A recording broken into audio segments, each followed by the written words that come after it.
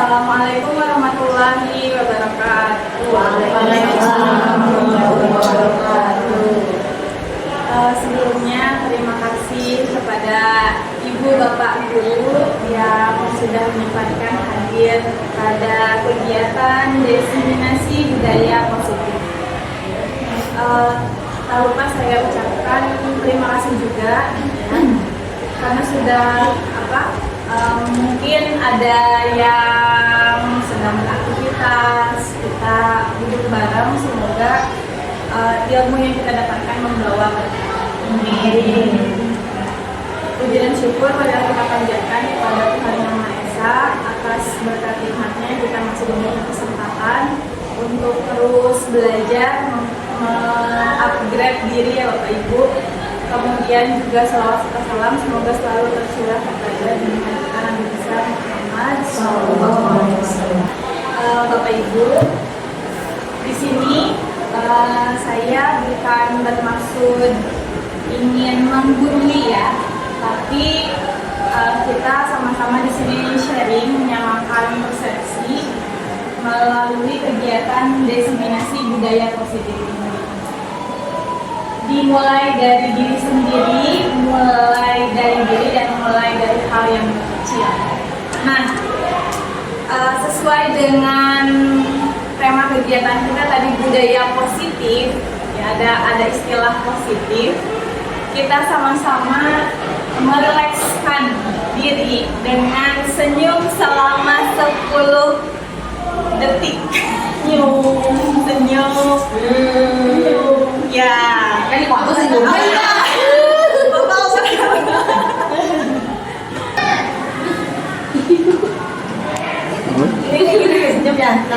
Ya, Bapak Ibu kita senyum 10 detik. Siap. Satu. Udah belum?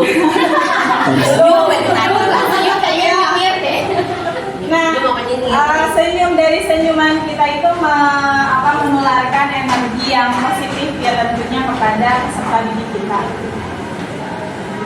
Nah, sebelum kita lanjutkan bagaimana budaya positif di sekolah kita, maka kita buat kesepakatan dulu dalam diskusi ini. Ada sesuatu yang ingin disepakati Bapak Ibu? Di sini banyaknya ibu ya, kecuali Pak Musin sebagai operator. Ada yang disepakati untuk kesepakatan kita dalam diskusi? Misalkan tepat waktu. Selamat datang Pak Syari, silakan. Tepat waktu, ya kita sepakati ya. Tepat waktu maksimal kita 1 jam cukup ya Bapak Ibu. Itu maksimal, ya kita maksimal di 1 jam 30 menit kita 60 menit tepat waktu. Kemudian apa lagi? Menghargai orang yang sedang berbicara. Ya, siap, menghargai orang yang sedang berbicara. Berarti nanti ketika ada forum diskusi boleh angkat tangannya atau tidak terbuka. Kemudian apa lagi? Boleh sambil makan? Boleh. Sudah disediakan. Silahkan Bapak Ibu sambil menikmati makanan dan minuman. Jadi kita di sini kita sepakati serius tapi ini sambil santai. Nah, tadi ada beberapa kesepakatan kelas kesepakatan diskusi kita. Yang pertama adalah tepat waktu, kemudian saling menghargai, kemudian boleh santai, boleh sambil makan dan minum, dan juga kita menerapkan serius dan santai. Oke, yang selanjutnya. Assalamualaikum warahmatullahi wabarakatuh. Waalaikumsalam warahmatullahi wabarakatuh. Sebelumnya terima kasih kepada Ibu Bapak Guru yang sudah menyempatkan hadir pada kegiatan diseminasi budaya positif. Tak lupa saya ucapkan terima kasih juga karena sudah mungkin ada yang sedang beraktivitas, kita duduk bareng, semoga ilmu yang kita dapatkan membawa berkah. Puji dan syukur pada kita panjatkan kepada Tuhan Yang Maha Esa atas berkat nikmatnya kita masih diberi kesempatan untuk terus belajar, upgrade diri ya Bapak Ibu. Kemudian juga salawat serta salam semoga selalu tercurah kepada junjungan kita Nabi besar Muhammad SAW. Bapak Ibu, di sini saya bukan bermaksud ingin menggurui ya, tapi kita sama-sama di sini sharing, menyamakan persepsi melalui kegiatan diseminasi budaya positif ini. Dimulai dari diri sendiri, mulai dari diri dan mulai dari hal yang kecil. Nah, sesuai dengan tema kegiatan kita tadi budaya positif, ya ada istilah positif. Kita sama-sama merelekskan diri dengan senyum selama 10 detik. Senyum. Ya, Kan ini waktu sih dulu.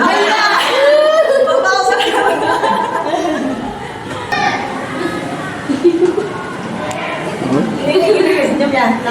Ya, Bapak Ibu, kita senyum 10 detik. Siap. Satu. Udah belum.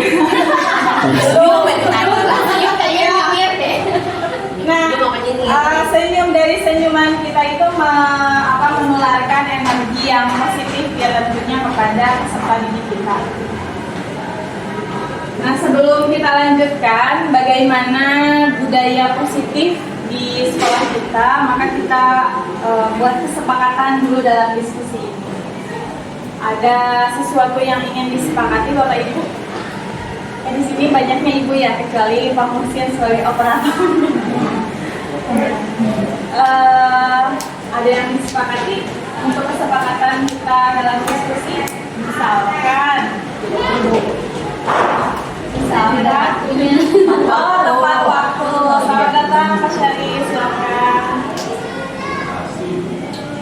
Tepat waktu, ya kita sepakati ya. Tepat waktu maksimal kita 1 jam cukup ya Bapak Ibu. Itu maksimal ya, kita maksimal di 1 jam 30 menit kita 60 menit tepat waktu ya, tepat waktu.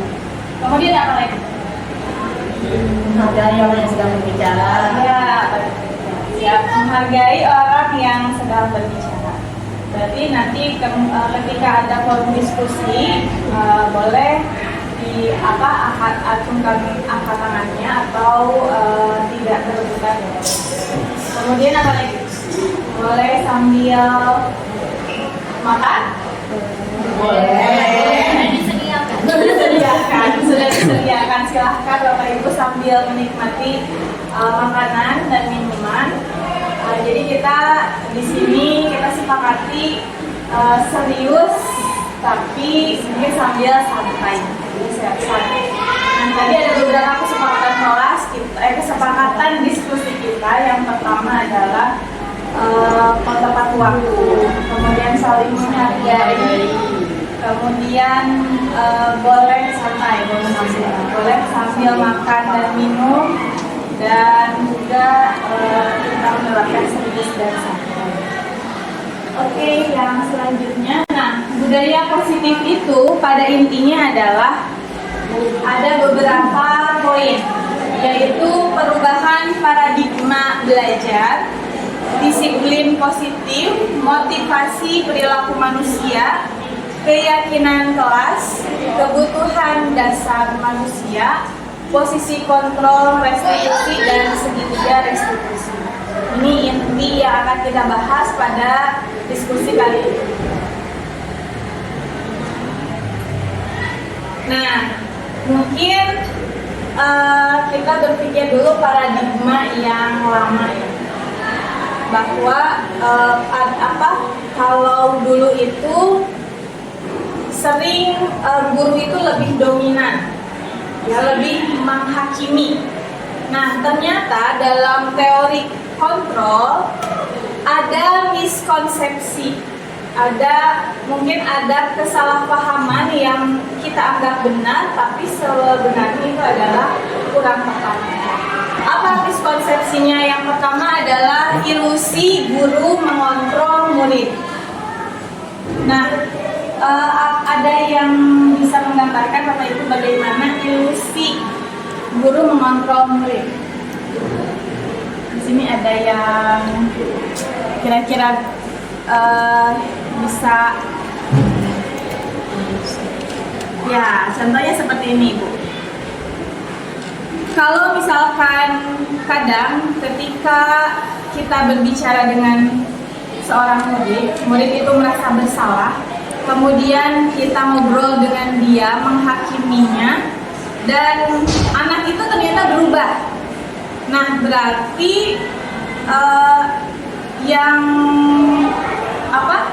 yang berubah itu berarti kita yang benar atau memang muridnya yang benar? Belum tentu dua-duanya. Iya. Nah, jadi ketika ada perubahan dari murid tersebut, itu bukan semata-mata karena gurunya juga sudah benar, ya. Tapi dari ilusi mengontrol murid ini bahwa murid sendiri yang sadar bahwa itu adalah sikap dia yang salah, dan murid itu yang ingin berubah sendiri. Mungkin omongan kita pada saat itu tepat sasaran, sesuai dengan kebutuhan dasar yang dia sedang hadapi. Misalkan anak itu tidak ingin kebebasan, ya, makanya anak itu seperti senengnya jalan-jalan keluar. Kita tegur, kemudian omongan yang kita nasihati berikan kepada anak itu tepat dan anak itu berubah, kita menyadari, oh berarti kita sudah benar mendidik anak. Padahal Bapak Ibu, pada sejatinya murid itu yang sadar akan kebutuhan dirinya sendiri. Murid itu yang berubah. Kita ini sebagai motivasi eksternal saja. Jadi hanya sedikit mengubah pengaruh dari luarnya saja. Ya, tapi pada intinya perubahan itu terjadi pada diri siswa sendiri. Seperti itu. Kemudian, namun kira-kira menurut Bapak Ibu untuk ilusi guru mengontrol murid itu akan, misalkan kalau guru yang mengontrol murid, kira-kira perubahannya akan permanen atau tidak? Tidak ya. Karena apa? Karena tadi hanya motivasi dari luar saja. Kemudian ada ilusi bahwa semua penguatan itu positif, efektif, dan bermanfaat. Ya, namun di sini tidak semuanya itu memang menjadi efektif ya. Menjadi sesuatu hal yang positif itu tidak semuanya efektif, tergantung bagaimana murid itu menerimanya. Kemudian juga kritik membuat orang bersalah dan dapat menguatkan. Nah, mungkin ini yang sering kita lakukan ya Bapak Ibu. Kadang kita sering mengkritik seorang siswa, dan kadang kita juga merasa siswa itu merasa bersalah gitu kepada kita. Contohnya misalkan, kamu itu kenapa sih kayak begitu terus? Ibu tuh capek tau ngurusin kamu. Ya, kadang kita sering mengeluhkan seperti itu kan ya Ibu. Nah, namun hal itu membuat anak merasa bersalah. Ya, ada karakter yang mungkin menjadi digagalkan, yang harusnya dikuatkan, yang menjadi anak itu down. Nah, itu juga kalau misalkan kita berpikir bahwa kritik dan orang yang membuat orang bersalah itu adalah baik, tapi sebetulnya itu adalah belum tepat. Kemudian yang keempat adalah ilusi bahwa orang dewasa memiliki hak untuk memaksa, bahwa kita itu segalanya, guru itu segalanya. Nah, tidak seperti itu, Bapak Ibu. Jadi sebetulnya mungkin pada zaman dulu kita sekolah, kita menerima aja gitu ya. Kita menerima aja bahwa kalau misalkan guru memarahi, gak pernah baper. Kalau anak sekarang gimana Bapak Ibu? Iya. Kalau dimarahin, kalau langsung WA mah. iya kan? Ya, jadi ada generasi antara generasi dari angkatan kita dulu dengan angkatan sekarang tentunya berbeda. Generasi Z. Iya. Nah, Gen Z. ya betul itu. Bahwa sekarang itu katanya generasi Gen Z, Gen Z, atau disebut generasi yang baper,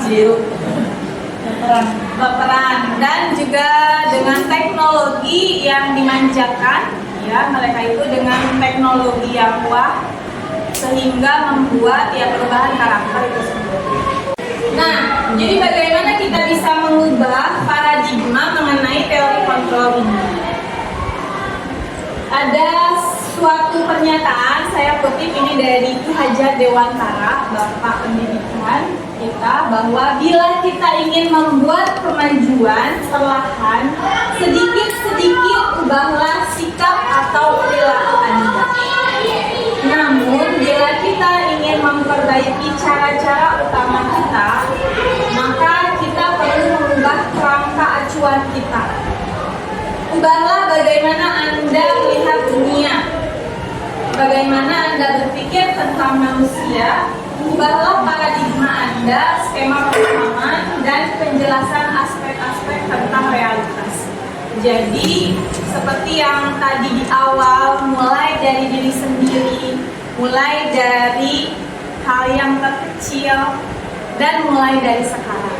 Mungkin ada sedikit-sedikit perubahan yang harus kita lakukan dan kita benahi untuk menciptakan budaya positif ini.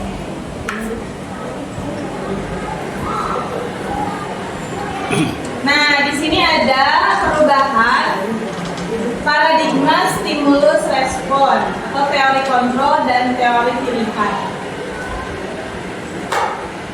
Di sini ada yang paradigma lama dan juga ada paradigma yang baru tentang teori kontrol. Stimulus respon itu pada pernyataan kita mencoba mengubah agar orang berpandangan sama dengan kita. Namun sebaiknya kita itu berusaha memahami pandangan orang tentang dunia. Jadi setiap orang itu punya pandangan yang berbeda-beda ya Bapak Ibu, dan tidak bisa kita samakan dengan pandangan kita. Menurut kita ini benar loh, tapi kita tidak bisa memaksakan bahwa hal itu juga benar untuk dia. Jadi orang-orang memiliki pandangan yang berbeda. Perilaku buruk dilihat sebagai suatu kesalahan. Namun pada yang sebenarnya itu, cobalah kita berpikir bahwa semua perilaku itu memiliki tujuan. Anak ada yang bolos, anak ada yang misalkan perilakunya berbeda dengan yang lain. Itu kalau misalkan menurut kita itu, oh anak itu pasti anak yang nakal, anak itu pasti anak yang perilakunya buruk.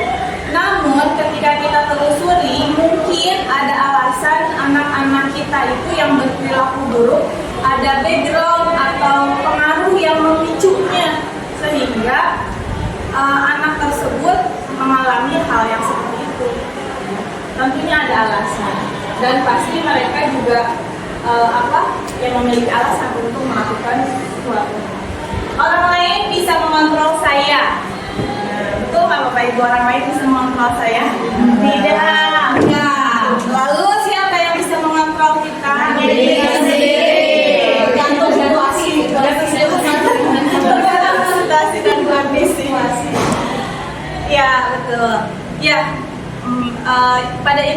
adalah tergantung diri kita sendiri.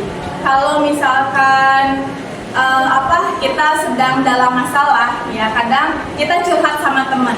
Sebetulnya bukan minta pendapat Bapak Ibu ya, tapi untuk menguatkan kita saja. Iya, menguatkan kita dan mungkin kita mengajak orang untuk setuju dengan pendapat kita, benar nggak? Ya. Tapi ketika orang itu memberikan masukan, kadang ditolak mentah-mentah juga kan oleh kita. Kita saling melayani, dan itu hanya diri kita yang bisa mengontrol. Kemudian pemaksaan ada pada saat bujukan gagal. Nah, tapi berpikirlah bahwa kolaborasi dan konsensus menciptakan pilihan-pilihan yang baik. Seperti kita, Bapak Ibu, saya mengajak berkolaborasi untuk menciptakan budaya yang positif, untuk menerapkan ke depannya bagaimana kita menciptakan lingkungan yang positif bagi murid-murid. Kemudian model berpikir kalah atau menang. Nah, mulai dari sekarang kita cobalah berpikir bahwa kita itu yang menang, dan menang. Adapun ketika suatu tujuan kita itu terasa gagal, maka anggaplah itu sebagai kemenangan yang tertunda. Pasti akan berhasil pada waktunya. Ya, ini budaya positif.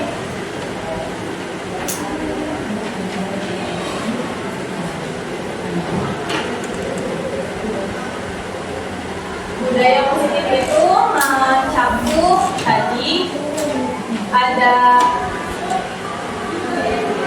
makna disiplin, teori motivasi, nilai-nilai kebajikan, keyakinan kelas, segitiga restitusi, 5 posisi kontrol, dan 5 kebutuhan dasar. Nah, itu tadi sudah disampaikan di awal ya. Nanti kita bahas satu persatu. Kita mulai dari makna disiplin. Nah, menurut Bapak Ibu apa sih kata disiplin itu? Peraturan. Hampir semua taat peraturan. Ada option lain. Berarti kalau taat peraturan itu kepatuhan ya. Lebih cenderung kepatuhan. Oke, kita lihat di sini. Makna disiplin itu ternyata artinya belajar. Ya, artinya adalah belajar. Oh iya. Kalau kita itu sudah pikiran kita kalau disiplin berarti patuh. Ternyata disiplin itu artinya belajar. Di sini dari Plato, makna disiplin itu berkonotasi. Makna asal dari kata ini berkonotasi dengan disiplin diri dari murid-murid. Kemudian disiplin diri membuat orang menggali potensinya menuju sebuah tujuan apa yang dia hargai. Nah, berarti di sini juga masih ada miskonsepsi ya. Kalau bahwa kita meyakini bahwa disiplin itu adalah kepatuhan. Itu juga betul sih sebenarnya. Ya karena memang disiplin waktu itu tepat waktu seperti itu kan. Namun untuk membangun rasa disiplin itu ternyata disiplin itu perlunya belajar. Budaya kita, makna disiplin telah berubah menjadi sesuatu yang dilakukan seseorang pada orang lain untuk mendapat kepatuhan. Tadi seperti yang Bapak Ibu. Kecenderungan umum adalah menghubungkan kata disiplin dengan ketidaknyamanan, bukan dengan apa yang kita hargai atau pencapaian suatu tujuan mulia. Jadi di sini ada ketidaknyamanan. Apa sih yang membuat tidak nyaman? Kira-kira apa ya? Dipaksa. Betul, Bapak Ibu ya. Kita dipaksa untuk patuh pada suatu peraturan. Nah, maka kita rubah paradigmanya. Menurut Ki Hajar Dewantara, disiplin positif itu di mana ada kemerdekaan.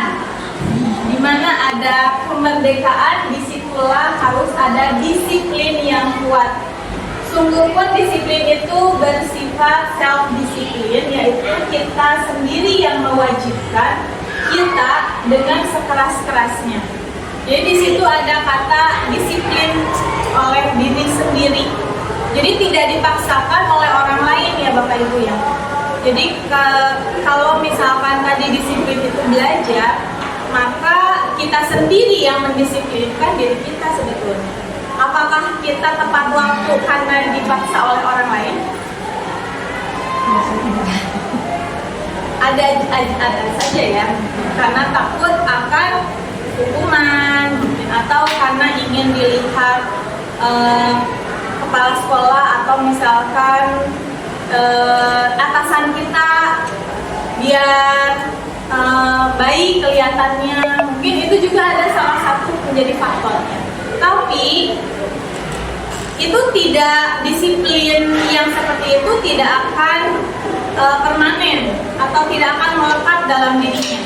Ya, disiplin yang sesungguhnya adalah ketika dia sendiri yang mewajibkan dengan sekeras-kerasnya pada dirinya.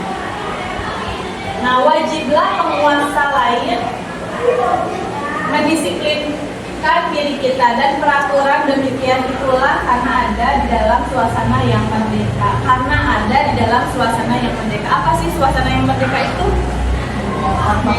Ya, tanpa paksaan, sukarela, nyaman, gitu ya, nyaman tanpa paksaan. Ketika kita menciptakan lingkungan belajar yang nyaman, tentunya anak akan belajar menghargai dirinya sendiri, dan bisa jadi disiplin itu bisa terbentuk, karakter disiplin itu bisa terbentuk dengan sendiri. Ketika peserta didik atau murid kita sadar bahwa itu adalah baik baginya. Nah, di sini ada motivasi perilaku manusia. Ada dua motivasi. Yang pertama itu ada eksternal dan ada internal. Apa sih itu Bapak Ibu motivasi eksternal? Eksternal itu dari luar. Apa sih yang memotivasi diri dari luar? Yaitu biasanya karena menghindari ketidaknyamanan atau hukuman. Misalkan kalau terlambat ada hukuman yang harus dijalankan. Itu disiplin karena terpaksa, takut dihukum. Kemudian juga untuk mendapatkan imbalan atau penghargaan dari orang lain.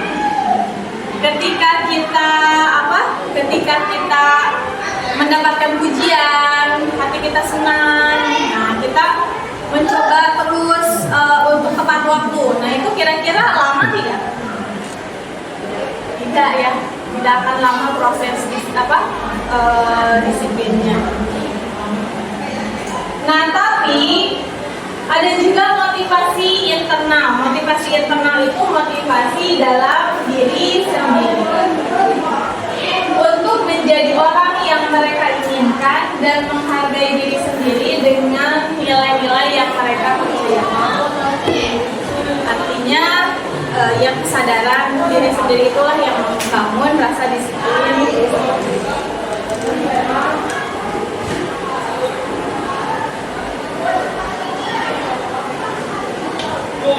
Nah, ini dihukum oleh penghargaan.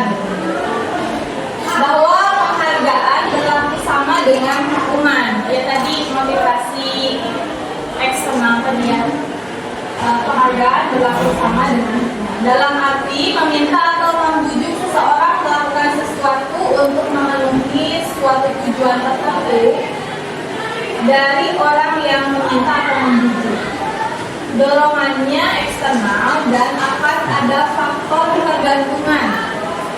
Jadi kalau misalkan atasannya berganti, nah berarti kalau misalkan tadi faktor eksternalnya ingin mendapatkan pujian, atau misalkan kalau dalam peserta didik gurunya ya, wali kelasnya diganti, maka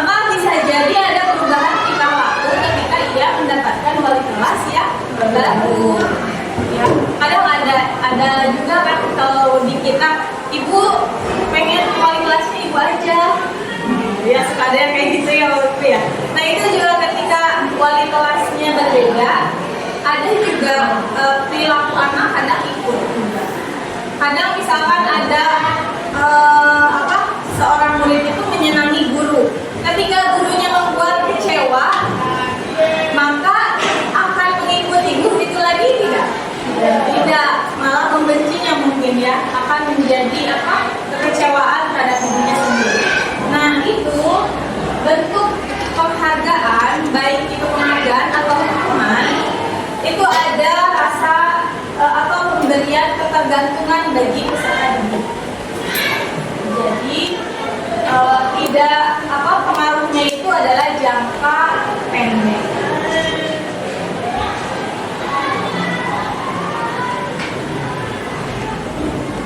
Nah, untuk memberikan atau menumbuhkan karakter disiplin positif tadi, ada bentuk program kebajikan atau yang disebut dengan apresiasi, di mana ada suatu kalimat positif yang menurut kita itu sebetulnya sepele, tapi itu bisa berdampak bagi peserta didik kita.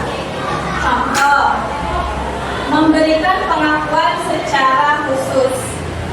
Misalkan dengan kata, kemarin saya perhatikan kamu misalkan saya perhatikan kamu buruk di kelas. Nah, berarti itu kan ada bentuk perhatian khusus ya Bapak Ibu ya. Artinya berarti anak itu merasa bahwa guru kita itu perhatian. Nah, itu memberikan nilai kebajikan, rasa empati yang besar atau yang sangat besar pada situasinya, yaitu ketika tadi kita melihat anak murung di kelas, kemudian kita mengajak dia ngobrol, mengajak dia berbicara. Kemarin ibu perhatikan kamu murung ya, kenapa? Nah itu memberikan suatu rasa empati bagi murid tersebut, dan itu juga menunjukkan menguatkan karakter, yang membantu kita dalam menguatkan karakter tersebut.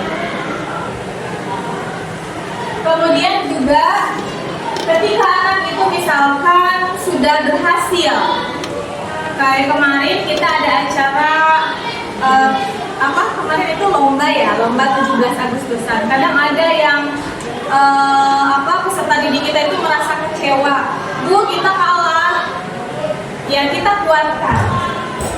Ibu menghargai ketika kamu sudah mau melakukan hal tersebut. Nah itu bentuk penguatan itu ternyata berakibat positif juga bagi anak tersebut. Dan terima kasih untuk kamu yang sudah disiplin dalam kelas, sudah tepat waktu, sudah belajar dengan sungguh-sungguh. Nah itu juga ada suatu karakter yang akan muncul ketika ada perhatian dari kita itu, yaitu bentuk rasa tanggung jawab.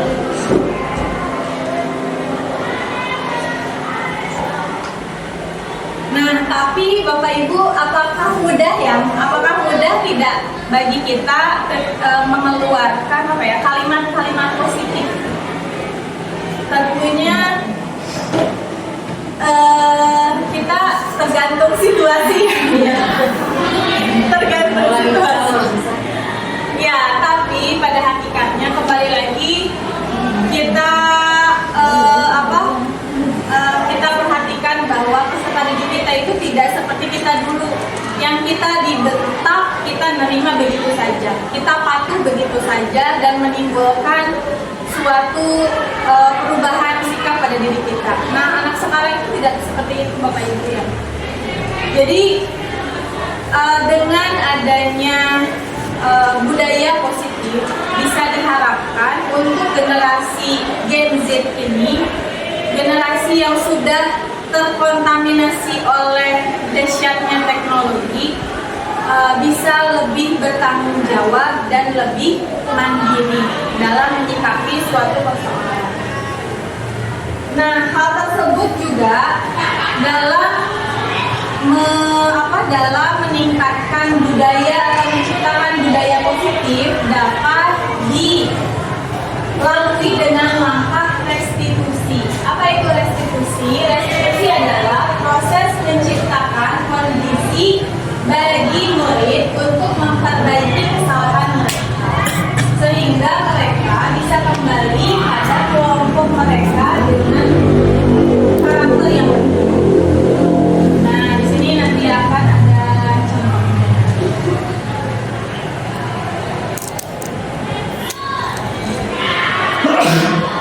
Nah, sebelumnya ada yang disebut dengan identitas gagal dan identitas sukses. Di mana identitas gagal itu biasanya berawal dari hukuman, berasal dari hukuman. Dan identitas sukses itu diraih atau tercipta dari konsekuensi dan restitusi. Hukuman itu bisa sesuatu yang menyakitkan, rasa tidak nyaman, kemudian anak tidak mendapat keadilan, dan menyebabkan perasaan peserta didik menjadi takut ya. Ketika bapak ibu guru itu membentak dengan suara yang keras, nah itu menyebabkan peserta didik itu ya takut, gitu ya, menimbulkan perasaan yang takut. Nah, tadi hukuman itu menciptakan atau membuat identitas gagal bagi peserta didik. Namun, ada juga identitas sukses yang dimulai dari konsekuensi atau restitusi. Nah, mungkin kita berefleksi diri, apakah yang kita terapkan itu sudah termasuk restitusi atau hanya memberikan konsekuensi saja terhadap anak. Nah, kalau konsekuensi itu sesuatu yang harus terjadi, tapi kalau restitusi itu adalah sebuah pilihan. Kemudian konsekuensi itu tidak nyaman untuk murid atau jangka waktunya pendek. Kalau restitusi itu dapat menimbulkan jangka waktu yang panjang. Ada ketidaknyamanan terhadap konsekuensi karena konsekuensi itu lebih cenderung seperti kepada tata tertib atau kepatuhan. Ya tadi yang Bapak Ibu katakan bahwa disiplin itu adalah kepatuhan, ya taat pada peraturan. Nah itu bisa digambarkan dalam konsekuensi. Namun di sini selain membuat peserta didik menjadi patuh, ada pilihan yang dijalankan dalam restitusi.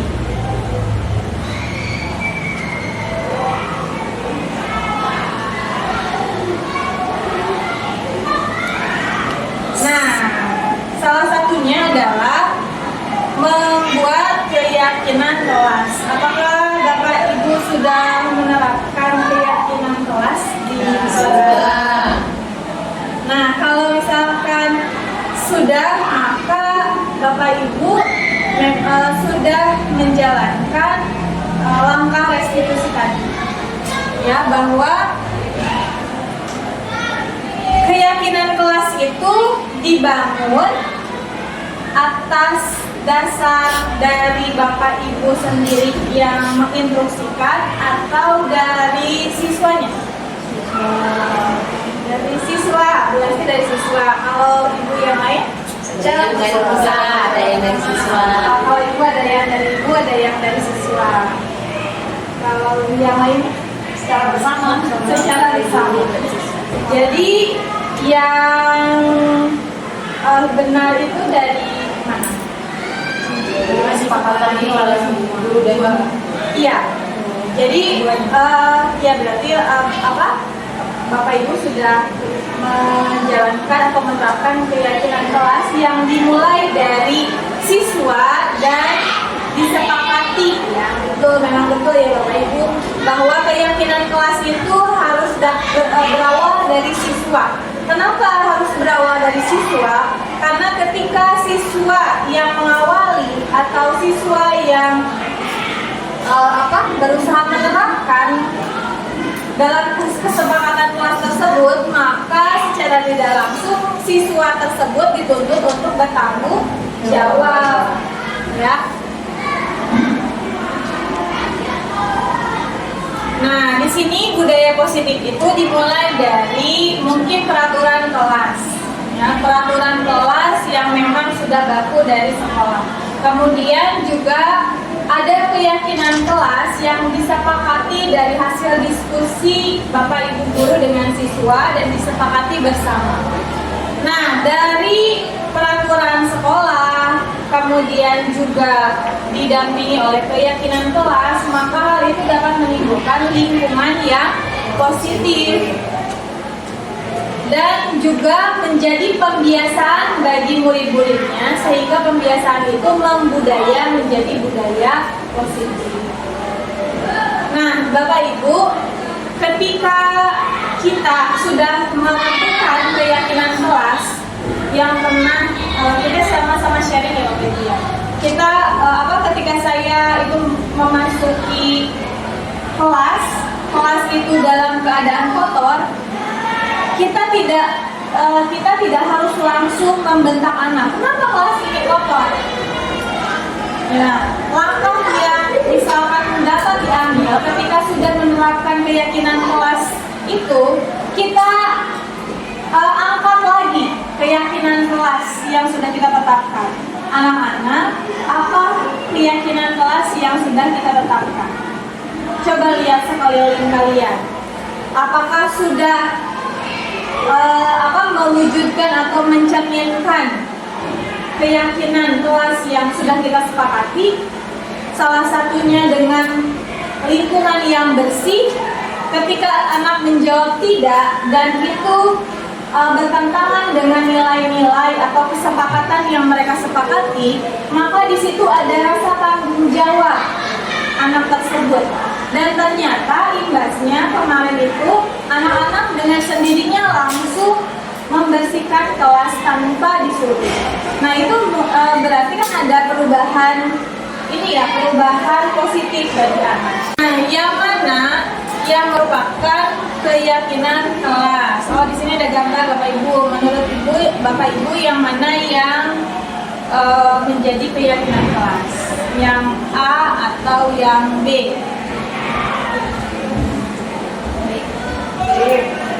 Ya? B. Kenapa yang B? Kami. Karena ada kata kami. Karena ada kata bulat itu tadi ada nilai yang disepakati bersama. Jadi kira-kira sama atau beda Bapak Ibu kalau kalimatnya? Beda ya. Kalau yang pertama itu lebih cenderung seperti peraturan, ya. Datang tepat waktu, ucapkan salam, seperti ya kalimat suruhan, ya kalimat perintah. Tapi ketika kalimat itu diubah menjadi kalimat yang positif, kami guru dan murid akan datang tepat waktu misalnya. Kami guru dan murid saling menyayangi. Kami murid semangat dalam belajar. Nah, padahal intinya sebenarnya sama, tapi maknanya ternyata berbeda. Nah, inilah yang disebut dengan kesepakatan kelas. Nah, mungkin Bapak Ibu semua sudah pernah membuat kesepakatan kelas. Nah, di sini kita menyamakan persepsi. Apakah kesepakatan kelas yang kita buat itu sudah benar, ataukah masih bentuknya seperti peraturan sekolah? Nah, kalau misalkan saya peraturan keyakinan kelas kemarin masih seperti ini, masih seperti kalimat perintah, maka manfaatnya kita berkumpul di sini berarti untuk yang selanjutnya kita bisa mengubah kalimatnya menjadi kalimat yang lebih positif sehingga menimbulkan lingkungan yang positif bagi siswa dan siswa dapat melakukan dengan penuh tanggung jawab.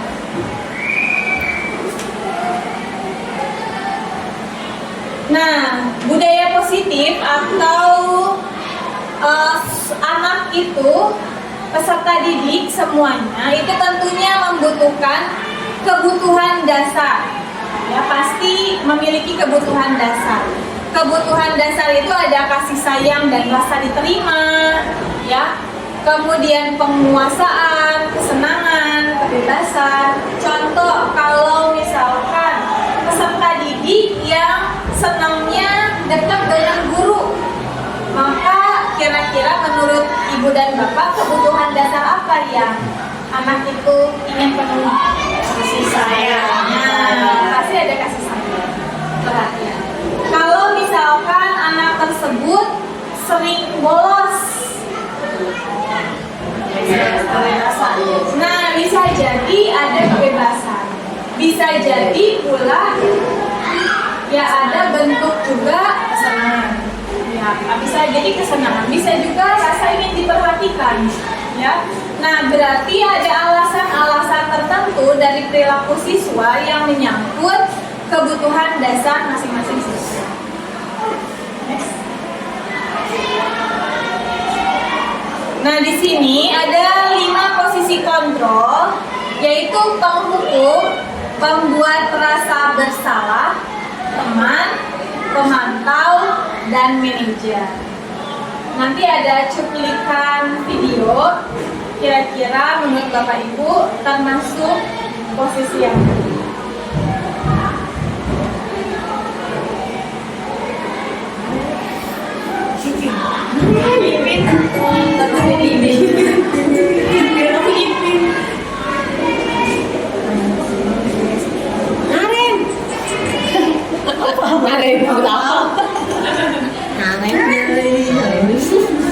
Untuk ini paling canggih Bang Yusta. Aku juga udah kuliah, udah sih, iya kan? Udah sih juga udah mau kuliah.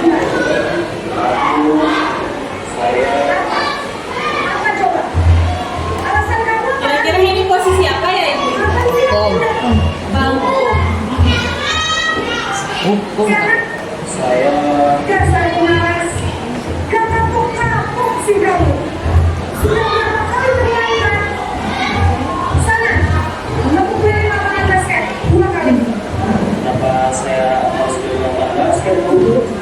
Kenapa? Kamu lawan ibu. Berani-beraninya jawab. Sudah terlambat, berani jawab pula. Sekarang, pilih lapangan basket 5 kali sekalian. Di sini ada hukumannya. Hukuman yang kira-kira sesuai tidak dengan perilakunya? Enggak ya. Iya. Jadi tanpa itu spontanitas. Keliling lapangan seperti itu itulah ciri khas dari tipe penghukum. Kemudian, nah simulasi yang kedua.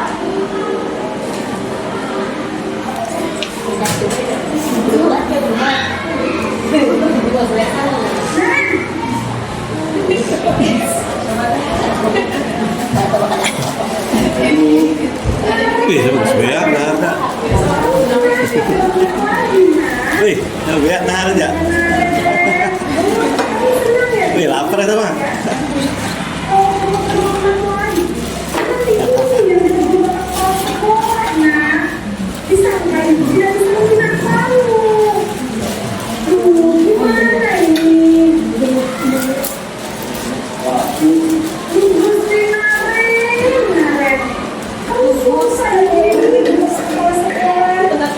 Boleh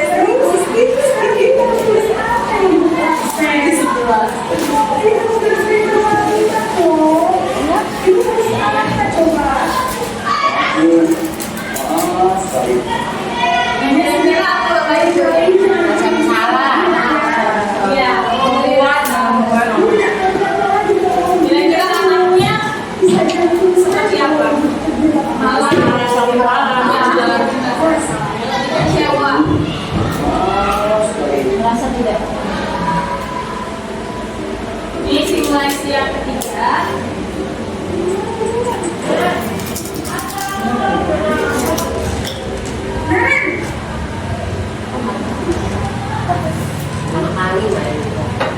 Bapak Ibu, Wah, sudah berapa ini, Nan? Berapa lagi ya, sayang? iya Bu, habis ini saya udah saya Bu. Kamu yang kamu bukan yang kemarinnya paling kencang. Kok kaget sih? Iya Bu, saya mau ngomong tadi, jadi udah bisa kita udah berhenti ya Bu. Ya sudah sana. Nanti lain kali larinya lebih kencang lagi ya. Biar gak selamat lagi. Bikin sama ibu. Demi ibu. Sekarang? Bisa lah Bu. Kira-kira posisi apa? Teman. Ada semua Posisikan bahwa kita itu sebagai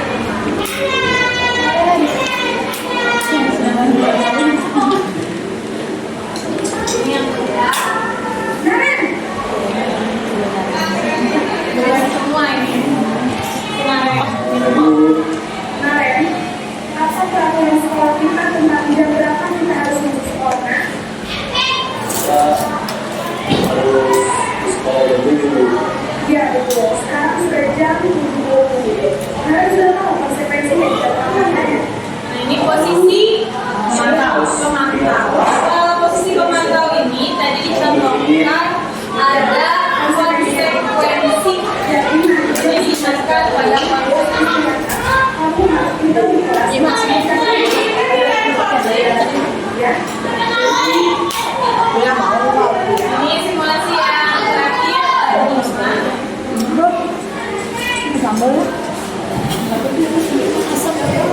Asal ini itu jauh, jauh kali deh. Ya, jauh. Aku, saya terlambat. iya, sekolah mestinya jam 7, sekarang sudah jam 7.20. Jadi sekarang bagaimana ini? Aku, saya lupa semalam. Baik waktu yang sekolah yang mana yang perlu kamu tingkatkan?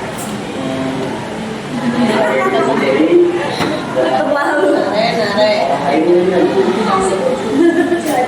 yang harus yakin jadi saling mengenal. ya Bu, saya lihat ininya. Apakah sudah memperbaiki masalah kekuatan ini? Sedia Bu. Bagaimana kalau memperbaiki masalah kekuatan ini? Saya akan coba untuk tidak lupa rencana awal saya Bu. Baik, kalau orang yang bukan kita lakukan ada orang yang Ada Bu, kata saya, KMA. ada lagi selain KM. Selain KMA, ada ibu saya. Baik, jadi yang menggunakan ATM adalah KM. Kira-kira Sebagai sekolah, dan sudah saya Nah, kira-kira ini posisinya sebagai manajer. Manajer. Kira-kira Bapak Ibu semua sudah pernah melakukan posisi kontrol yang mana? Semuanya. Semuanya situasinya. Semuanya ada. Nah, Sering. Marahin dia. membuat rasa bersalah. Teman. Pemantau. Manajer. Belum sih. Nah, semuanya nggak bakal terus. Ya, manajer itu mungkin posisi kontrol yang perlu kita latih saat ini. Ya. Nah, itu tadi posisi manajer ini bisa diambil langkah melalui restitusi. Nah, ini melalui segitiga restitusi. Jadi, jika dibandingkan dari 5 posisi kontrol tadi, manajer itu penuh dengan pertanyaan ya Bapak Ibu ya. Nah, di sini ada proses dialog yang dijalankan oleh guru agar dapat menghasilkan murid yang mandiri dan tanggung jawab. Jadi di sini yang perlu digarisbawahi bahwa pertanyaan itu adalah pertanyaan yang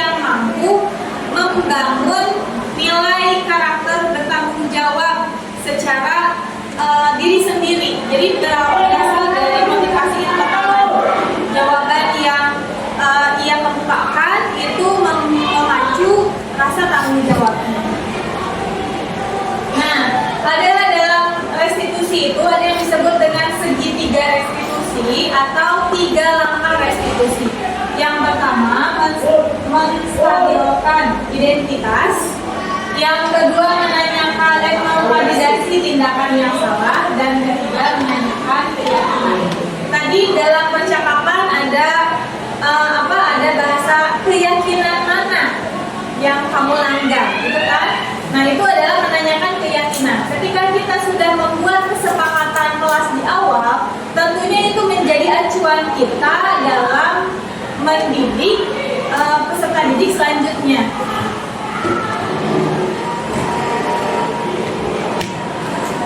Nah, ini juga ada satu video kasus tentang segitiga restitusi.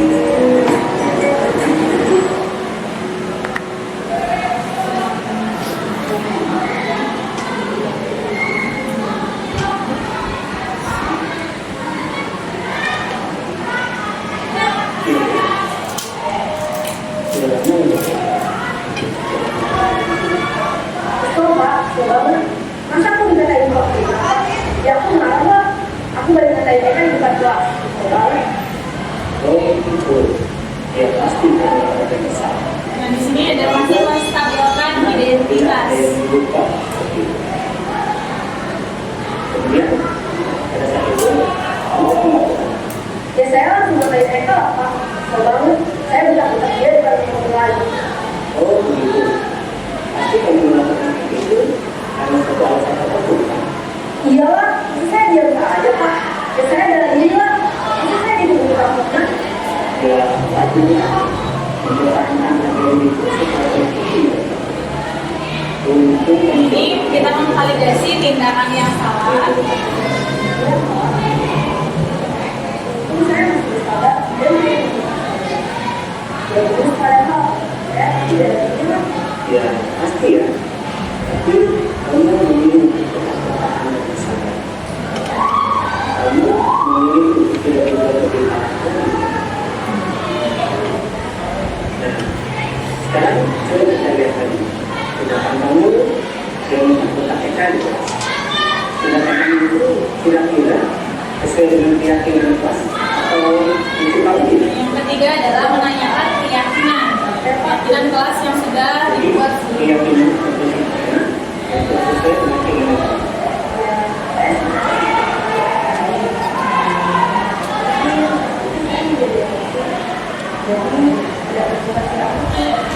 Kamu yang ketiga, ada orang itu ketiga. Ya hilang pak. Iya, setuju. Kita harus saling menjaga. Kamu ada juga keyakinannya. Itu yang harus kita lakukan. Kemudian kemudian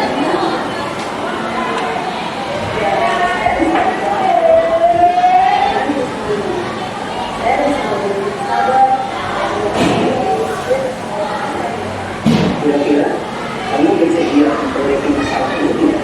Sedia pak. Ini adalah pilihan restitusi yang diambil, menanyakan baiknya seperti apa. Iya. Menurut kamu, bagaimana rasanya menjadi orang seperti ini? Baiklah kalau begitu. Yuk kita pilih bagaimana memperbaiki masalah ini. Ya, nah kita sudah seperti itu belum Bapak Ibu? Nah mungkin itu PR bagi kita ya untuk membangun dialog yang positif dengan siswa. Jadi tidak semua tidak semua peserta didik dapat menerima posisi sebagai pendukung, ya, atau juga sebagai teman itu dapat menimbulkan ketergantungan terhadap guru tersebut. Dan di sini pilihan yang terbaik adalah melakukan segitiga restitusi dengan memilih posisi sebagai manajer. Nah, dasarnya adalah tadi keyakinan kelas atau kesepakatan kelas yang kita sepakati bersama siswa. Yang pertama, menstabilkan identitas.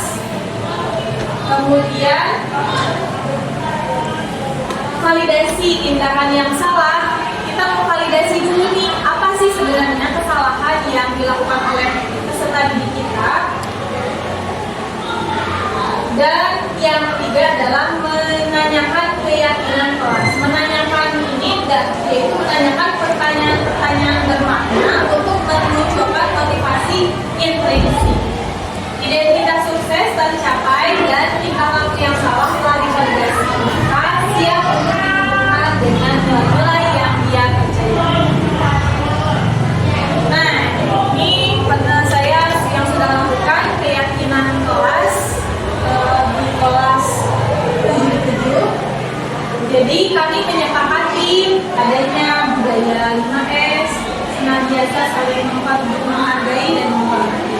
Jadi kita ubah dengan bentuk kalimat yang positif. Nah, ini bisa diharapkan keyakinan kelas ini menjadi besar bagi kita dalam menuntun peserta didik kita menjadi pribadi yang lebih bertanggung jawab, lebih mandiri, dan lebih menunjukkan ke arah profil pelajar Pancasila.